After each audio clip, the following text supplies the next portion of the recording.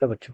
Let's read this question. So this question says the relation between time and displacement is t is equal to alpha x square plus beta x, where alpha and beta are constant. Then the retardation is आप फिर क्या बताना है, पर retardation बताना है, ठीक है। तो चलिए बच्चों, इस क्वेश्चन का की कॉन्सेप्ट हम क्या लिख सकते हैं। The key concept of this question बच्चों, आपको यहाँ पर रिटार्डेशन बताना है, ठीक है। लिख लीजिए retardation of the key concept. Retardation देखिए क्या होता है। रिटार्डेशन होता है, देखिए आपका जैसे कोई बॉडी एक्सिलरेट करती है तो उसका अगर अपोजिट में क्या होता है, आपका नेगेटिव एक्सिलेशन को हम रिटार्डेशन बोल देते हैं, ठीक है। आपको रिलेशन गिवन कर रखा है, देखिए टाइम इज इक्वल टू कितना है, अल्फा एक्स का स्क्वायर प्लस बीटा एक्स। आपको रिटार्डेशन बताना है। आप देखिए क्या करिए, इस इक्वेशन को डिफरेंशिएट कर लीजिए, ठीक है। क्योंकि देखिए एक्स एक्स के आपका पोजीशन पोजीशन का डिस्प्लेसमेंट करते हैं तो क्या आएगा आपका, सॉरी डिस्प्लेसमेंट डिस्प्लेसमेंट का डिफरेंशिएशन करते हैं तो क्या आता है, वेलोसिटी, ठीक है। इसके रिस्पेक्ट में करिए, टाइम के रिस्पेक्ट में, ठीक है। तो देखिए लेफ्ट हैंड साइड में बाई डी टी करेंगे तो वन के इक्वल हो जाएगा।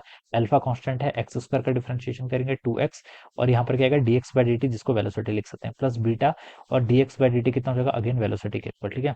तो यहाँ से देखिए ये जाएगा वन इजिकल टू, देखिए आपका two alpha v x plus आपका कितना हो जाएगा, बीटा वी के इक्वल, ठीक है। तो ये टर्म तो आपके बच्चे यहाँ पर से इतनी आ गई, तो यहाँ से वी लिख लीजिए। वी की वैल्यू देखिए कितनी आ गई, वी को कॉमन कर दूंगा दोनों साइड से, तो टू अल्फा एक्स प्लस आपका बीटा के इक्वल, ठीक है। ये तो आपका वी आ गया। इसको एक बार और डिफरेंशिएट कर लो, ठीक है, क्योंकि एक्सेलेशन तो तभी आएगा। एक्सेलेशन क्या होता है, डीवी बाई डी टी, ठीक है। तो टाइम के रिस्पेक्ट में इसको डिफरेंशिएट कर लेते हैं।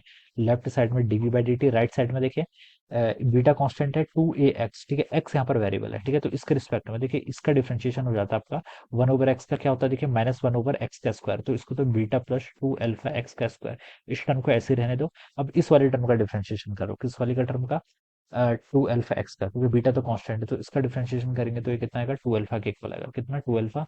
तो ये टू अल्फा आपका यहाँ पर हो जाएगा, ठीक है। अब एक्स का डिफरेंशिएशन क्या है, तो इसके रिस्पेक्ट में यहाँ पर आपका D x by d T वाली टर्म ऐसे हो जाएगी, ठीक है। तो यहाँ से डीवी बाई डी टी को आप एक्सेलेशन लिख लीजिए, माइनस देखिए कितना हो जाएगा, टू अल्फा तो ऑलरेडी है, यहाँ से बीटा प्लस आपका टू अल्फा एक्स का स्क्वायर, और D x by d T कितना होता है आपका, वेलोसिटी के इक्वल, ठीक है। कितना होता है आपका, वेलोसिटी के इक्वल। तो इसको यहाँ पर ऐसे लिख लो, ठीक है। तो अब देखिए बच्चों, v को रिप्लेस करना है ना।